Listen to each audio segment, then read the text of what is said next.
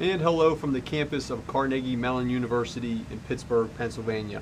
We welcome you to today's SEI webcast, Adapting Agile and DevSecOps to Improve Non-Software Development Teams. My name is Shane McGraw, Outreach Team Lead here at the Software Engineering Institute, and I'd like to thank you for attending. We want to make today's event as interactive as possible, so we will address questions throughout today's presentation, and you can put those questions right into the YouTube chat area, and we will get to as many as we can. Our featured speakers today are Lindsay Hughes and David Sweeney. Lindsay is a systems engineer here within our CERT division at the SEI, and David is a software engineer also within our CERT division at the SEI. Lindsay, David, welcome. Thanks for having us. So Lindsay, we're going to turn it over to you to get us started with the first couple slides and continue the conversation. So all yours. Yeah, fantastic. So David and I are very excited today to be here to talk about our experiences putting Agile and DevSecOps principles into practice. The SEI has such a rich body of work in this area, specifically Agile and DevSecOps, and Dave and I are very fortunate to be able to collaborate with folks across not only the CERT division but other divisions at the SEI, including the SSD division, who also put out a lot of great work in this area. And we actually were able to leverage a lot of those great blogs and webinars in our preparation for this presentation. Today, we are just going to be scratching the surface of Agile and DevSecOps principles as we talk about our experiences, and we share some of our own sort of anecdotes and war stories about how we've used Agile and DevSecOps principles in some of our non-software engineering work. Shane, as you mentioned, I'm a systems engineer, which means in my time here at the SEI, my work has been almost exclusively in the infrastructure side of the house, right? So I provide capabilities to analysts and researchers and developers, and I really don't ever write any software or do any coding of any kind. So much of my perspective on Agile and DevSecOps is coming through that lens. And in fact, even for a few years now, I've been practicing DevSecOps without ever actually producing a software product. And Dave and I have worked together for a number of years, and I know he has a slightly different perspective. Dave? Yeah, so I come more from the developer perspective of, actually releasing software or pushing code, but I've also had experience working with non-traditional, non-development groups. So like acquisitions group or some other groups that wanted to take on agile methodologies and kind of do process improvement. So experience with that. But yeah, like Lindsay said, we worked together for a couple of years here, and excited to be here and continue to talk. So I guess I'll start with giving just a quick little brief overview of Agile, what it is. So instead of reading the big definition there, in short, Agile is kind of just a response to some of the downsides that come with waterfall. And you have a lot of different definitions. The SEI's in particular is Agile's an iterative approach to software delivery that builds and delivers software incrementally from the start of a project instead of trying to deliver it all at the end. And if you ask somebody like Microsoft believes that it is more than just a practice. It's also a mentality that you take on. It's something that you think about consistently and as you practice it. So coming from Agile, there's also several methodologies. We're not going to talk about those in any detail and specifically, but just like to name off a couple. You have scaled Agile. You have Kanban, Scrum, Scrum of Scrums, and large scale Scrum, less. Mm-hmm. So just to name a few. But that being said, we can move on and talk a little bit about DevSecOps, which is kind of the meat of what we're doing. Yeah, so we think DevSecOps, the mindset of DevSecOps really builds on that Agile mindset. DevSecOps is an approach that integrates development, security, and operations of software systems to reduce the time required to move from a need to a capability. Like Agile, DevSecOps is not something you do. It's not a system that you have to build or something that you can acquire. It's a personal and organizational mindset for defining processes with the goal of rapidly developing, fielding, and operating some capability, which is typically a software product, but as we'll sort of discuss here today, not necessarily a software product. DevSecOps really seeks to integrate, as you might guess from the name, 3 different factions that can often have competing interests, those being development, security, and operations. We think developers, development groups, they tend to value features. Security tends to value defensibility, and operations tend to value stability. And those 3 things don't necessarily go hand in hand. There are typically some compromises that needs to be made between those 3 groups as they're all working toward producing the highest quality product that they possibly can. Ideally, DevSecOps will leverage some automation where feasible that helps increase the throughput of the delivery of the software products. But unfortunately, there is not a one-size-fits-all DevSecOps solution. If you just do these 4 steps, you'll be good to go, right? It requires some tailoring of the different tools available and the different processes available that fulfill the needs of a specific program. A key point I want to make here is the integration of security with development and operations, because before the term DevSecOps came to be, we had just the term DevOps, where we were just integrating development with operations. We think that the traditional view of security has been something that you could either bolt on at the end to secure your product, or just build a hard perimeter around your squishy, non-secure center. But we really come to understand in more recent years that security is something that absolutely must be considered at each stage in the DevOps pipeline, so that's where the term DevSecOps really comes from. So it's difficult to talk about DevSecOps without mentioning the term pipeline. In this particular case, we are referring specifically to a CICD pipeline, a continuous integration, continuous development pipeline. And Dave, would you like to go into a little more, highlight some features of the pipeline? Sure. So this is obviously showing a traditional development and ops. There's as you see DevOps.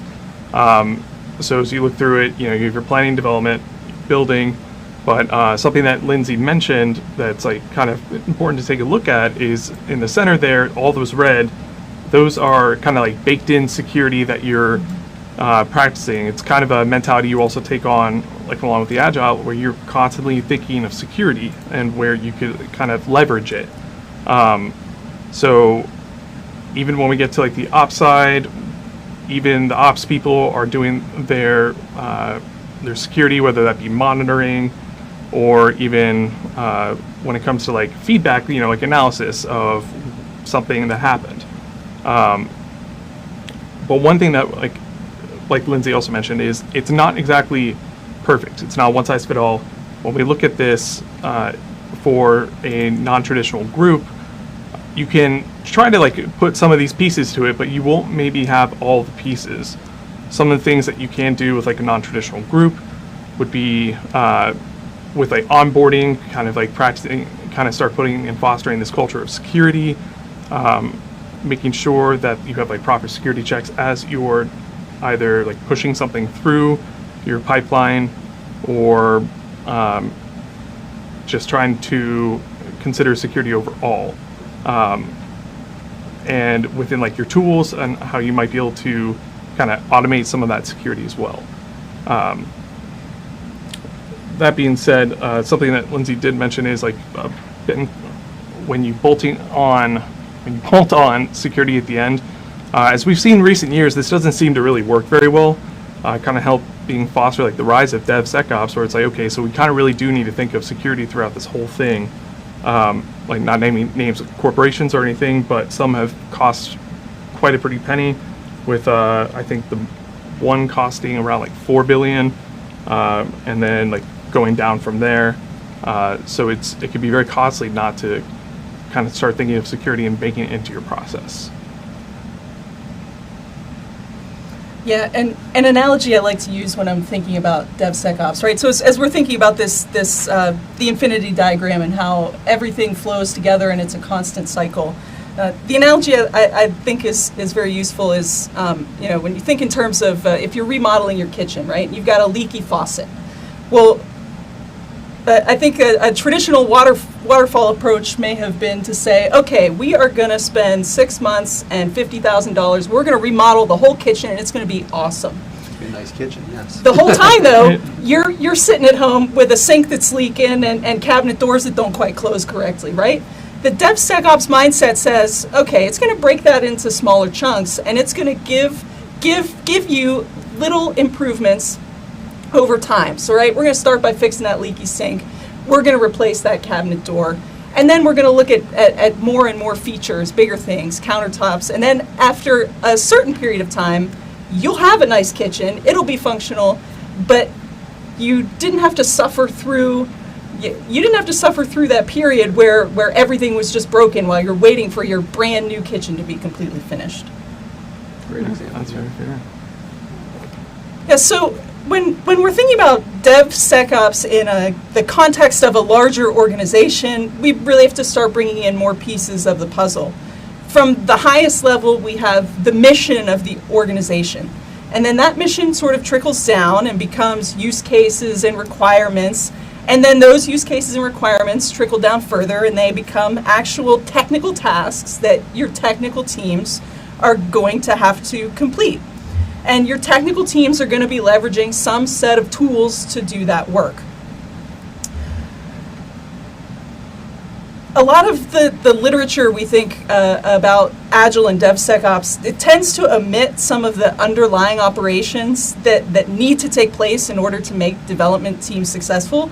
So in this diagram that you can see here, we actually have two completely separate DevSecOps pipelines. One pipeline is totally in use by the development teams and is being used to create that product that's under development. The second infinity diagram, that pipeline, is used by the operational folks to deliver capabilities to the development teams that those development teams need in order to do their jobs, right? So each branch of this diagram is going to require a set of tools in order to fulfill their own specific requirements, whether that's the capability delivery or the product development. And many of these tools will end up being shared between the two groups, but each group may also need a specialized set of tools to complete their specific technical tasks. I think this diagram also really does a nice job of highlighting some of the non-technical aspects of DevSecOps, right? That communication from the organizational leaders as to what mission we're trying to fulfill here, in addition to the communication of those business use cases and the requirements. And I think it's easy to find various sets of technical tools that will help you complete the technical aspects of DevSecOps.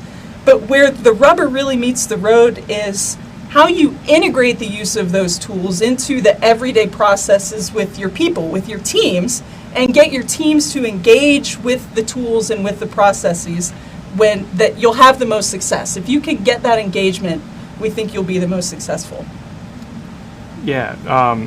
So mentioning like the idea of communication there is very important. So everyone is on the same page and understands what everyone's asking.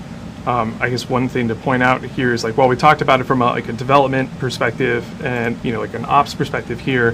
When we look at something like a non-development group, you still have, instead of like say capability, it could be a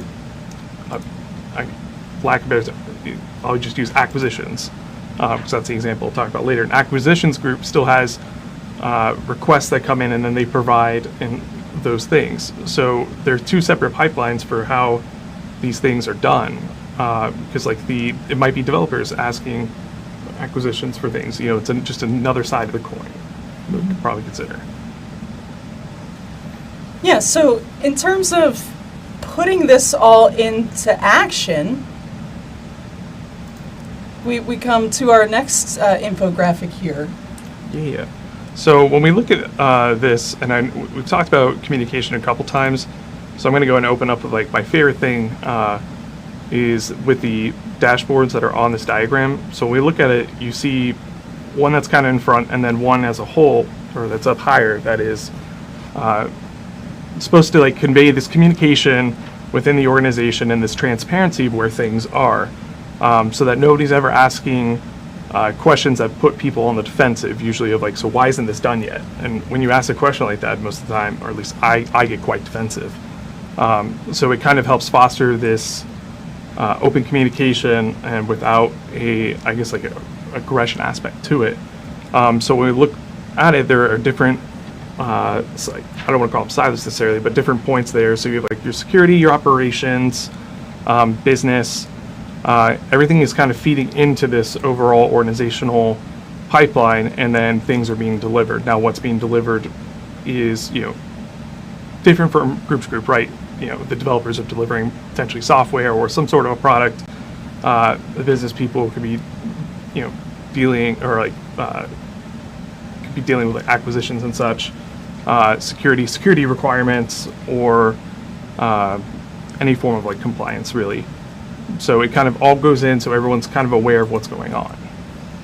Yeah, and I think you've really hit on one of the key points of DevSecOps is getting that feedback and using that feedback to inform your decisions, right? So the interesting thing for me, right, as a non-software developer is I want different feedback than developers want. So a development team is going to be very interested in test results. Is their code functioning correctly? Typically, I could care less what the results of those tests are, but what I care about is the testing capability available? Are they actually able to run the tests? And so I need different feedback to know that. I need to know if my servers are running. I need to know if my network bandwidth is okay. But that's all still feedback that comes to me and helps me inform decisions about how I'm going to plan and operate that development environment. And that was the question I was going to kind of lead into there with our topic being non-software development. Like, how's this going to change how people work? So if they are new to this, if they're in the acquisition field, how is it going to change? How does DevSecOps change how they work? Like what is the, is there an easy answer to that? So the answer is it is everyone's favorite. It certainly depends on the organization. Some organizations would be more inclined to being able to easily adopt, like, this practice. Some it'll be quite a shock, quite a change. But the way that it changes in the work is, I guess, you're more used to being like left alone, doing your stuff, and then like handing something off.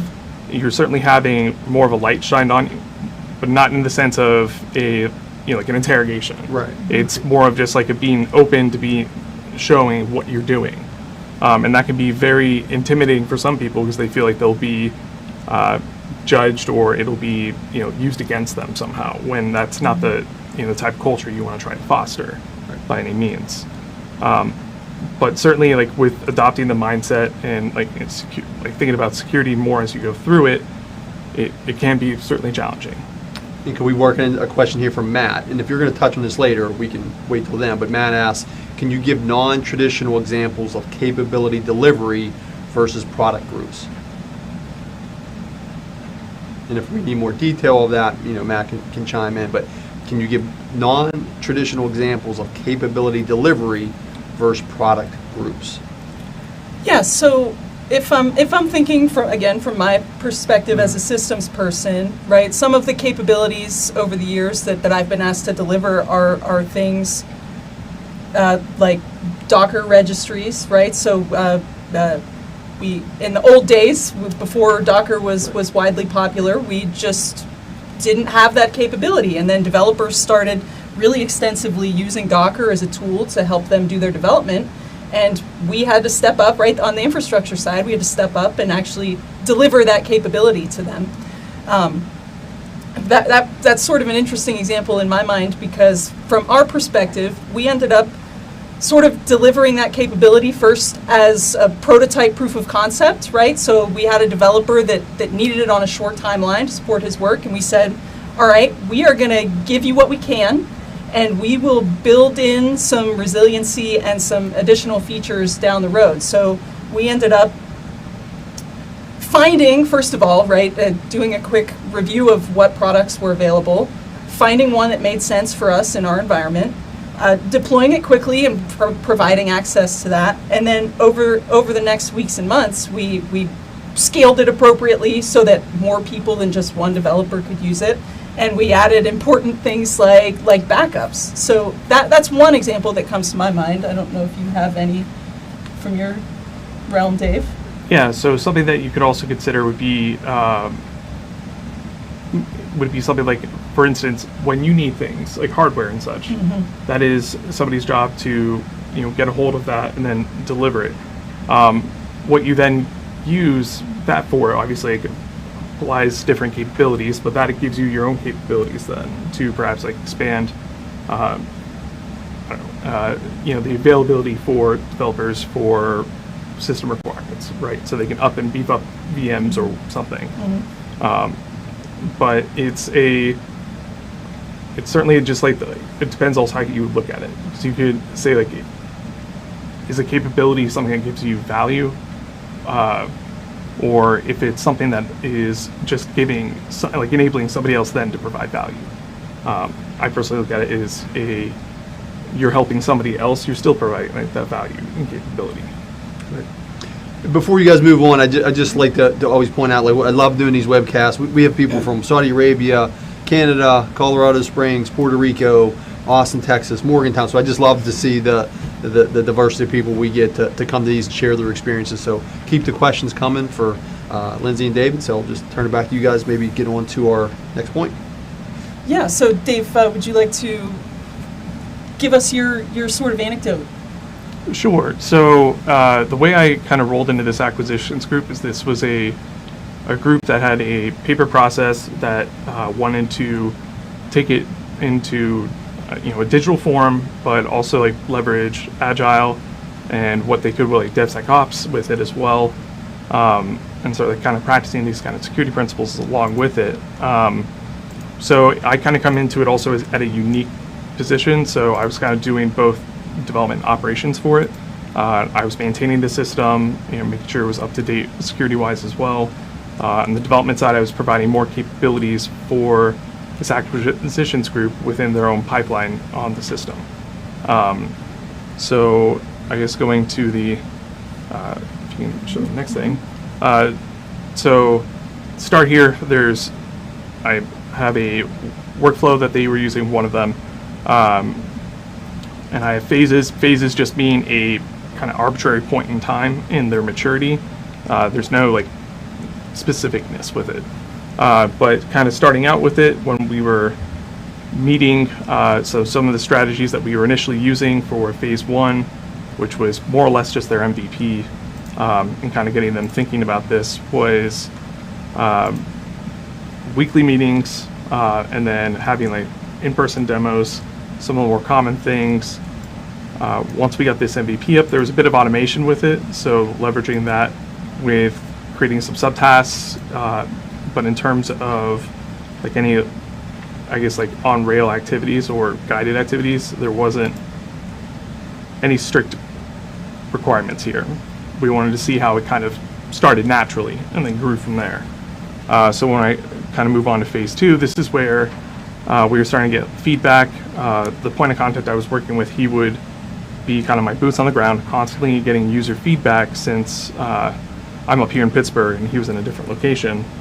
And so we would have bi-weekly meetings talking about these change requests that were coming in, and this visibility that on the same system, I'd have these change requests on a Kanban board that anybody could view and where they were going. Anybody was allowed to submit. So we'd have like conversations over what does this change request mean? Is this actually something that is a pain point, or is it just kind of like a growing pain?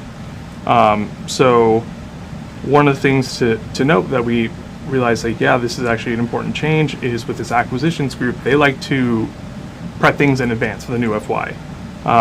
And so what ended up happening is they wanted to have a bunch of these things ready to roll when the FY hit, but that didn't work in the first phase because that means everything is in progress. So we needed to create this backlog so that we could potentially still see and gain metrics later down the road.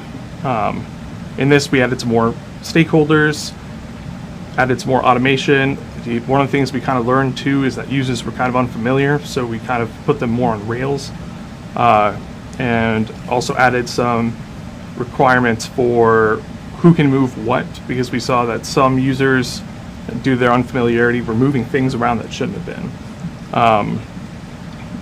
So that was kind of what was happening in phase 2. Another strategy that we would be using is kind of like noticing loosely how long something was in a status, which also the users got word of, which kind of caused another problem of the hot potato.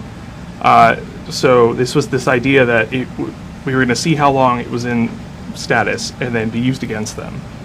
So we had to work against that as well, which was unfortunate, but hey, it's like one of the things you get to learn. But then we kind of hit this third phase, which is where the process was far more matured. We were able to start really taking metrics from it. It was very stable. We see that the only like kind of real change with it, aside from some extra automation with and some extra tasking being created, that they were mature enough in their process now and understanding how things worked and got new insights that they could kick it back briefly and to the person before and say like, hey, I just need this quick change.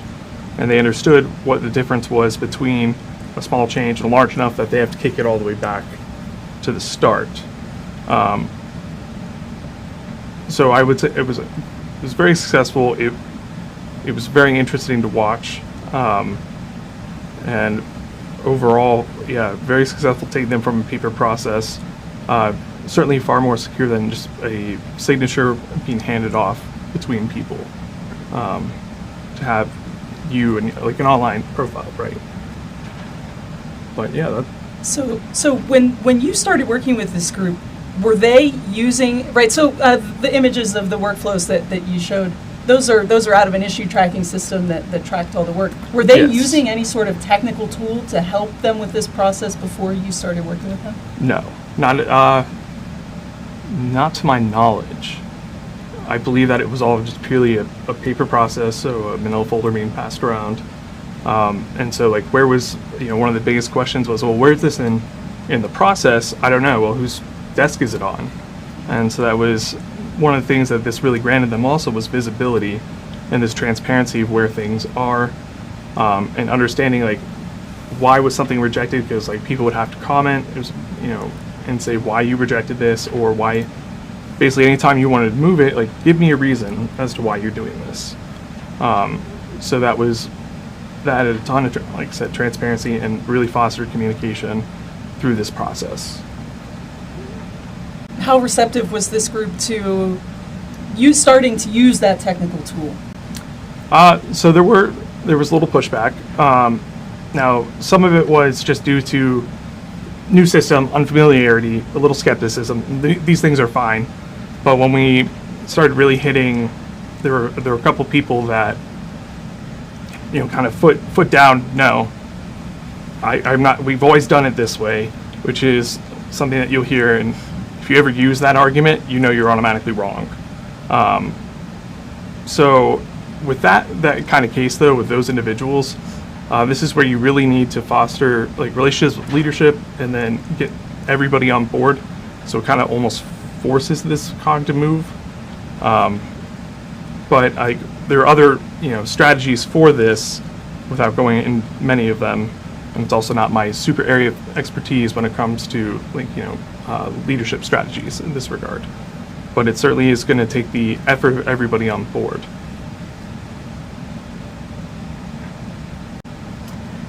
Yeah, thanks, Dave. Yeah. So my example is definitely a bit different. Again, it's going back to my experience on the infrastructure systems side of the house, and so we already had technical tools in place, and for us it was sort of a matter of starting to use them. So, when you're dealing with infrastructure, there's always something that can be improved, and I'm sure that's true in software too.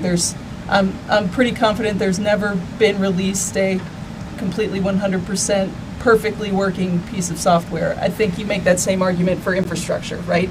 It's something that's always changing, and there's always something that can be improved. And it can feel like your to-do list is just infinite, it's ever-growing. And over the years, we tried a few methods for managing that work, and then we decided finally to start implementing some DevSecOps practices to make our lives a little easier. So how we started out was we started using an issue tracker to keep track of everything that needed to be done. We sort of set a threshold of, if it's going to take you less than 5 or 10 minutes, just do it, be done with it. If it's going to take you longer than that, create a ticket and let's track the work that way.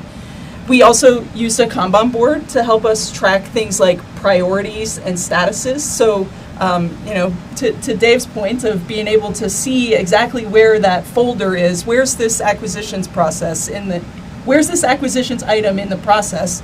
We did the same thing. Where is this ticket in the process? Has someone noticed it yet? Has anyone started working on it? And we also started using a wiki to keep track of important pieces of information, right? Especially things that need to be done repeatedly, but maybe not so frequently that you actually remember how to do them all the time, right? So my example for that is we run a Jupyter Hub, a small Jupyter Hub instance, and occasionally it goes down, but it goes down so infrequently that I can't always remember how to bring it back up. But thank heavens for the wiki. I go and I wrote down the process, and I can easily and quickly get that service back up and running and make it available to my end users. The other sort of off-the-top, low-hanging fruit thing we implemented was we started daily stand-up meetings. We had been working on my team, we were working very independently with some intermittent communication, but this led to situations where there was a lot of uncertainty as to who was working on which things. And when you have that uncertainty, I think that situation can go one of two ways. Everyone in your team thinks someone else is working on it, so no one does anything. Or everyone jumps on it at the same time, and then they all step on each other's toes while they're trying to fix something. So by having these daily stand-up meetings, we were able to talk about 3 things. What did you do yesterday? What are you planning to do today? And what blockers are preventing you from getting your work done? And we found this really improved our team communication and gave us a much better idea of what people were working on. And as our team grew, we found it was super helpful with the new team members, because whenever they would run into an issue, they could bring it up at the stand-up, and they've got everyone else on the team that has that experience can help them, tell them like, oh, there's a wiki page for that, or there's not a wiki page for that, I guess we should create one, but I'll help you work through it this time. And so we found the stand-ups to be very useful. We also had extensive management support. So we've mentioned several times that everybody really needs to be on the same page when you're instituting these DevSecOps practices and principles. It turns out that sometimes that appeal to authority is very effective, right? Our boss says this is what we're going to do, so let's go ahead and do it. At one point, I remember I had a conversation with my manager at the time.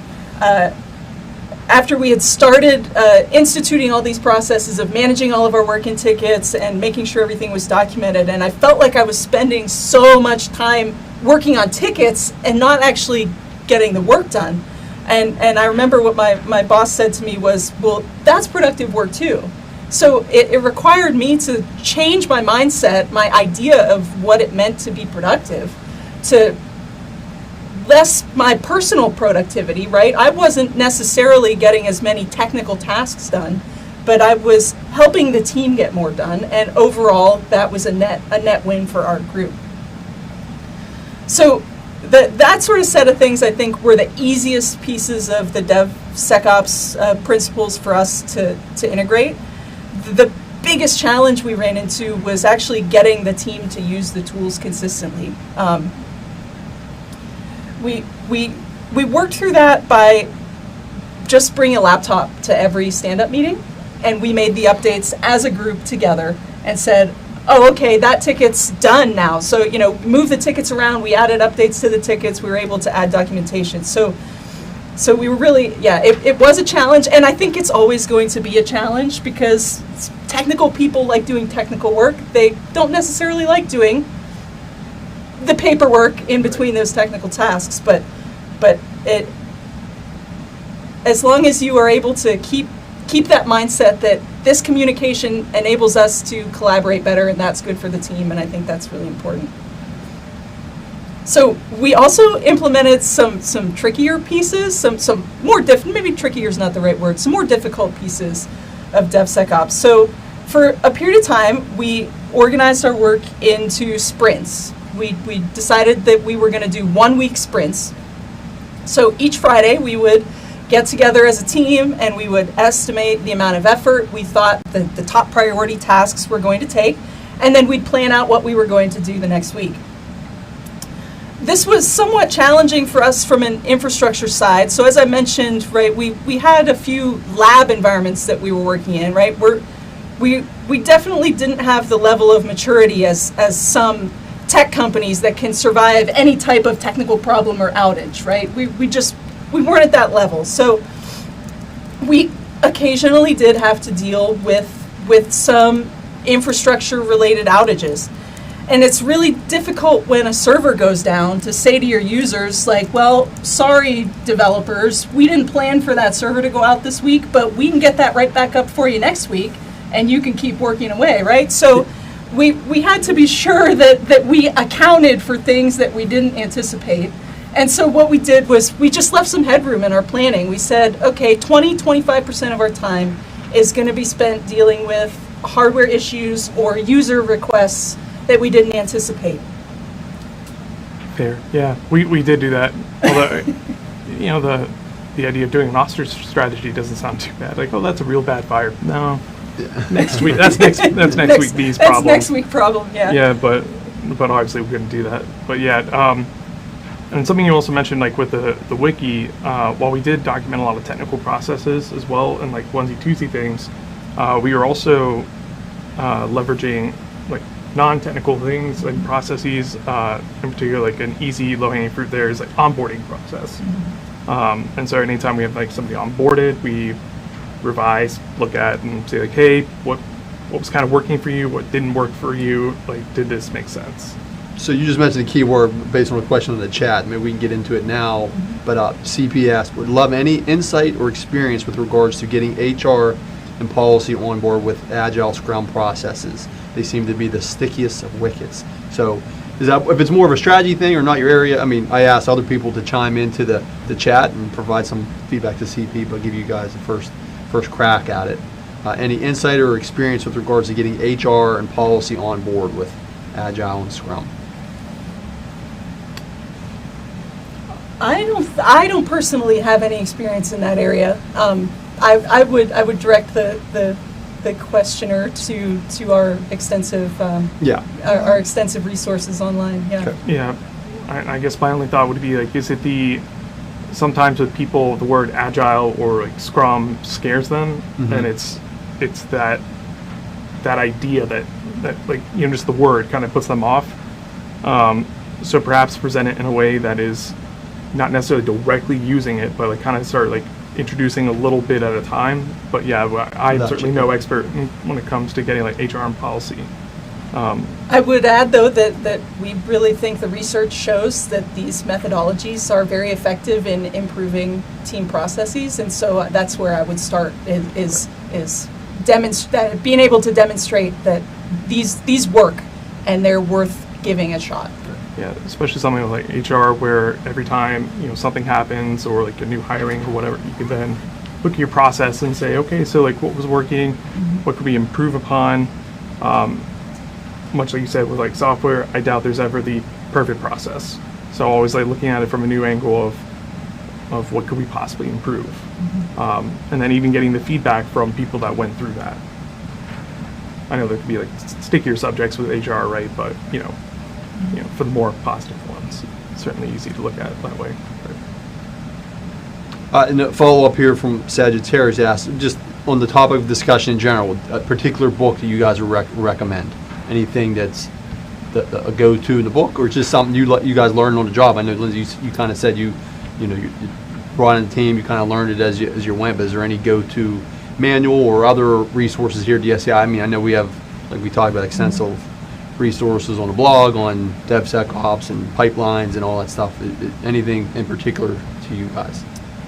I do not have a book I could recommend. As you say, Yeah. I was able to, I'm very fortunate to have lots of very knowledgeable resources here at the SEI, and I was able to leverage their expertise. Sure.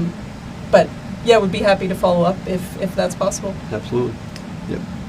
Yeah, in agreement. I have none off the top of my head. However, we do have extensive white papers published on DevSecOps and Agile that I would highly recommend employing. This is coming from somebody who's read them and then now cannot remember the title to save their life on the spot. So, happens. And we could drop some in the chat, and I suggest other people as well that are attending the event to feel free to make your suggestions in the chat as well. So we can turn on to the next point we got here. Sure. Yeah. So, just to go back a bit, right, to our sprint planning, just to highlight sort of one of the challenges that we ran into was estimating the amount of time something will take can be challenging, especially if you've never done it before. And that was something that was really hard for our team. And so we really focus on two things. We focused on breaking our technical tasks down into the smallest pieces that we could to make those estimates easier.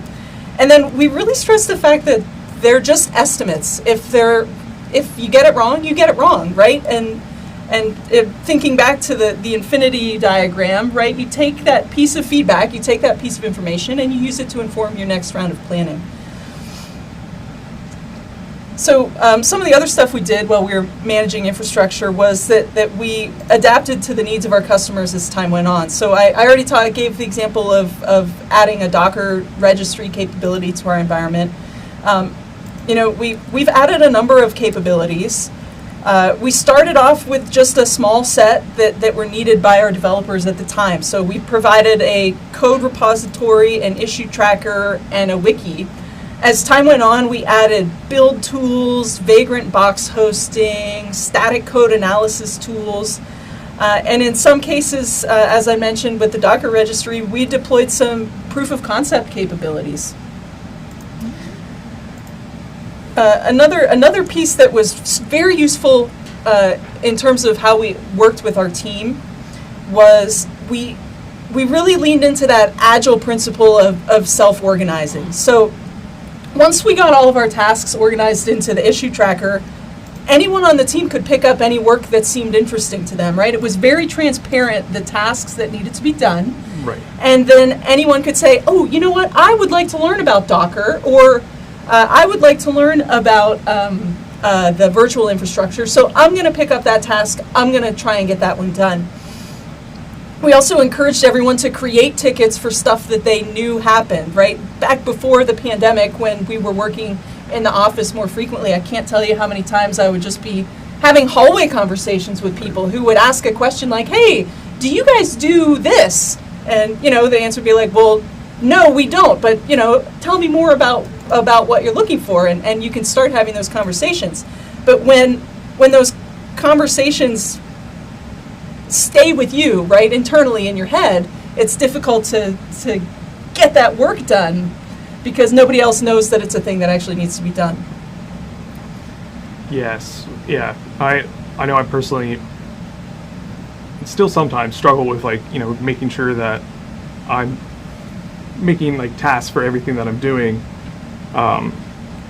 because certainly something that I know that our team is also very diverse in what we do too. And sometimes having, the work that I'm doing may not be super related to work that you're doing as well, which was also an interesting facet of dealing with doing our stand-ups and estimating and within a sprint as well. Yeah, and that's a really interesting point because one of the ways we sort of work around that issue is by negotiating due dates. So if I have a task that I know is in your wheelhouse and I ask if you can do it, I can also ask you, well, when do you think you'll be able to complete it, right? And you're able to think through all of the other tasks that you are working on for other projects that have nothing to do with me. I don't know anything about them. And you can circle back to me with an answer like, well, you know what, I'm busy this week, I'm busy next week, but the week after that, I can give you some time to work on that. And it really helps manage those expectations between you and me individually, but also with the larger team, because we can say, okay, this is when that update's going to get done. And, Right. and everyone on the team then knows that. Right, especially when it comes to like updates, you can also, do maintenance announcements and stuff, and kind of like also like foster the, this communication. Yeah, it was definitely something that was a challenge, especially for me when I started here, dealing with having so large breadth of work, and then how to properly show that I'm still working on everything, but conveying that communication. Yeah, and that was a really that was an interesting challenge for us to sort of face, because during that time period that you're talking about, there were, I think, 2 of us that were working on being dedicated to the infrastructure 100% of the time.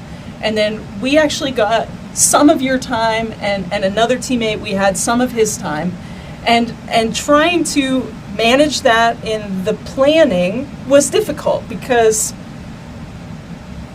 right, we had to communicate how much time do you have for me this week, Dave, right? And setting the priorities for different things, and taking into account, right, your areas of expertise versus the other teammates' areas of expertise. There were definitely a lot of things to consider, and it took some time for us to get into a groove in terms of being as productive as we could as a team. For sure, and that also kind of like ended up getting baked into, to bring it back up, a non-technical portion of what we do with this, of our processes, is documenting this on onboarding and making sure that it was far more clear, when you're starting, these are the things that you might want to be expecting, because like it's different with our team versus like a different team in the Institute of what you might be expecting, because each team has their own specialities, right? And different breadths of work. Yeah. Another challenge I want to highlight is sort of something you touched on earlier, was some frustration during the stand-ups, right? So the nature of our team makeup, where we had some people on full-time, some people on part-time, eventually we actually added more people to the team, and we were all working on very different projects, but there was still some overlap in some of the projects we were working on. This actually, we saw a decent amount of frustration during our stand-up meetings, because there would be times when one of our teammates would be reporting about something that somebody else on the team didn't know anything about and didn't really care about, right? Like they had no skin in that game, they were not working on that project, and it led to some amount of, well, the stand-up is a waste of my time. So we were really cognizant of that problem, and we really tried to focus in on keeping the stand-ups as productive as possible, right? So when you get a bunch of technical people in a room and you start talking about a problem you're having, everybody's got a solution, right? Everybody wants to solve, right? It's like a dog with a bone. They want to solve that problem. We really had to say, like, we are not solving any problems in this meeting. You guys have an idea about how to solve that. After the meeting's over, you go help him get it solved. And we really just tried to keep things as tight and succinct as we could, so that we weren't wasting people's time. Yeah, it's certainly something that we've also, not even just within our team, but within other organizations that we've worked with, is these, stand-ups, retrospectives, these ceremonies are sometimes, this end up becoming very disdained by the very people running them, because they either take too long, they just feel like they're conveying useful information, or it has nothing to do with them. And I guess that is also conveying useful information. So one of the things that it's always kind of important to do with this is making sure you're keeping things concise, clear information being given, and don't get me wrong, a little bit of social is totally fine, but if you set up a half-hour meeting and you're going an hour every time, you gotta start looking at the guys. We need to keep this more concise. It's people do still have to do work outside of it. This is meant to be a way to convey where you are, what your status is, and if you're struggling, not diving in to everything we're doing, especially when it's somebody has a problem and everyone starts jumping in on how to solve it. And it's no, we got to take this offline. Yep. So we got about 10 minutes. Can we jump into some questions? We got a couple questions in the backlog, and then we can get back to Absolutely. challenges or maybe final points. But Jack had a good question. When you say security needs to be implemented right from the start, what does that mean? Is it start when you start coding, or is it when you design, or is it when you create the requirement and write the user story? Are you able to give us an example? Yes. So it depends. So it certainly depends. But can you bring it back to that? So certainly when you're doing your planning, this is like where it's going to kick off. This can come from like developer training even, or this could come from having a requirement that you can then derive security requirements from. So oh my gosh, an architectural analysis is also listed there. I guess an example of this would be to use something like for a system for Lindsay might develop is a deploy VM that only accepts traffic within this port range. All other port ranges are shut off. So it's kind of a security requirement of accepting traffic in one direction, or only allows outbound communication. That would be one example. I guess from a developer perspective, if I am going to be standing up like a web application, we want that web application to be secure. So when you start kind of thinking about this, well, what is a threat analysis? What is a threat model? And we also have a lot of resources that you can look at for like threat modeling, because I'm also no expert when it comes to like threat modeling. But you can have this model that will then kind of tell you where your potential avenues of attack are as well. And so you can also leverage those for then creating requirements. But certainly, like, you mentioned coding. Yes, absolutely. Like, you practice like secure coding. You could have a static code analysis tool that will kind of like give you feedback on, hey, this is kind of a bad thing. Please don't do this, to put it nicely. But sometimes I really feel like those who yell at you, like they are mean. I feel like they're mean sometimes. But yeah, so I guess I don't know if that fully answers this question. Yeah, I think actually someone chimed in the chat a little later with a very similar answer to yours, so we'll take that as a good one for that one. Alan had one. Did you use the epic/story approach in setting up the backlog? How did you align with the elements of the target business process? So we did use epics at one point, and we worked very hard for a period to group similar projects into, similar stories into that epic. We found that it did not work for us. In our specific application on our specific team, we had a very difficult time with grouping work into epics, or breaking a large project that would have been an epic down into smaller stories. And the people on our team really didn't seem to be interested in tracking the work that way. It didn't work. So we didn't do it. Right? That's sort of we attempted to use, we planned this, we attempted it, and the feedback we got, we found it wasn't as functional or as beneficial as we had hoped, and so we didn't do that anymore. Yeah, and from the acquisitions group I was working with, I presented to them the MVP in several ways. One was using epics, but essentially the epics were revolving around FY, because that's what they primarily cared about. And then otherwise, and a version with was just using a field to kind of group everything. And it felt like utilizing this field was a far better approach, rather than having an epic that then had all this smashed into it. It became quite unusable. So what we leveraged is this FY field, and then used Kanban boards, dashboards to present this information in more digestible ways, because it's all there, right? But it was just like a much cleaner way to present it that worked for them. Now, for another group, the epic might have been the preferred, because then it's all in exactly one spot. But in terms of like how the backlog worked, it was the way they took the approach was this was something that had yet to actually start. So I kind of created this draft of this, but I'm not ready to kick it off or it's not going to be kicked off until, like, for instance, like the following FY.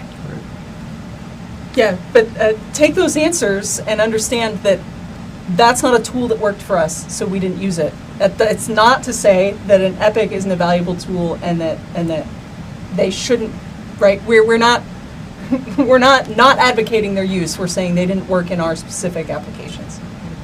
And we had Jim chime in with some book suggestions. So Jim, thank you very much for those suggestions. A couple more questions, but let's go ahead and you guys make your final points. We're down to about 5 minutes, so or any other thing you want to wrap up with, and maybe we'll try to get a question or two just to end the event. So anything you guys want to get into in particular to wrap up, or closing thoughts maybe? My closing thoughts would be, right, we've talked about some things that worked for us, some things that didn't. I think it's important to understand that really implementing DevSecOps, right, because it is a mindset and it requires sometimes people to change their mindsets, it can be challenging. We still think it's worth doing, and we still think it's worth working through those challenges and just figuring out what's going to work for your team and what's going to make your team as effective as it can be. And so, yeah, it's making the best decisions you can with the information you have available to you. David, anything to chime in before we get to another question? That was really good. No, you pretty much said it all there. Yeah, you did a very good job there. Great. Jack followed up with another question asking, let me get to it here. What is the difference between story points and estimating in hours? When we were planning and we were using epics and we were estimating in story points, we sort of assigned a story point sort of a unit of value that took into account two things. It took into account how difficult we thought the task was going to be and how certain we were in how we would complete the task, right? So if a task was something that we had never done before and it sounded like it was going to be really difficult, right, that would get assigned a lot of story points. At the end of the day, I think we sort of mapped our usage of story points to hours to say like, oh, well, one story point, I don't remember exactly. If you remember, it was about a day, right? A story point ended up being about a half a day or a day. So, right, again, back to Dave's point, the answer to your question is it depends how you're going to make that work for your team. If your team feels more confident in estimating things in the number of effort hours, then go for it. If things are easier to estimate in story points and you have a good methodology for what a story point means for your team, then go for it. Yeah, it comes down to also at the end of the day, both are conveying something. How difficult is a piece of work, right? I wouldn't assign myself what I would consider something very easy and then say, oh, this is going to take me 12 hours. I think it also comes down to the difference being, story points might come off as more digestible for some people to just aside. So it's not a 1, and it's not like a 5. So maybe like give it a 3. And it's like, well, if you were doing that in hours, I think a lot of people get nervous when it comes to specific number of hours. Like, how much time is this going to take you to do? I don't know. A lot of that does also boil down to culture too, of like fostering like, okay, hey, you said it was going to take you 2 hours, it took you 4. Okay, like, let's learn from this and keep going, like with no punishment or no judgment from it. So maybe there's a similar question from Christopher asking, do you utilize story points when implementing Agile and sprint planning? So, yes. So I've done both. My preference, I think, goes to story points for myself, just because at the end of the day, in my mind, I kind of map it to number of hours. But with development groups I've worked with and provided like consulting with, they also tend to like story points too, because they also would ask like, hey, what's your capacity? So for this week. So that's taking a look at not just the how many effort hours do I have, right? Because technically if you work 8-hour day, 5, you have 40 hours. But that doesn't account for meetings, and this also doesn't account for any other like for any like DoD personnel, they might have training or just might have to go somewhere and do something. So this also can help account for that. You can also say I have this number of hours too, the number of points I have available to me. You can say, okay, well, you have 8, the most we can kind of give you is 6. We don't have anything that's 1 or like 2 ones to also give. Right. So you can just like find uses for that time as well. So we're new, Lindsay, David, that was a great talk. I really appreciate you guys coming and sharing your expertise and giving us a talk today. So just thanks for your time. Yeah, thanks very much. Yeah, so folks, that will wrap up our webcast for today. Once again, the archive will be available at the same URL once the stream ends. We encourage you to share that with colleagues or friends. Our next webcast will be August 18th, where we talk about what are deep fakes. Email or registration information will be emailed out and will be added to the SEI website as well. Our speakers for that will be Shannon Gallagher and Dominic Ross. Any questions from today's event, or if you're looking for ways to collaborate with the SEI, please send to info@sei.cmu.edu. Thanks everyone, have a great day.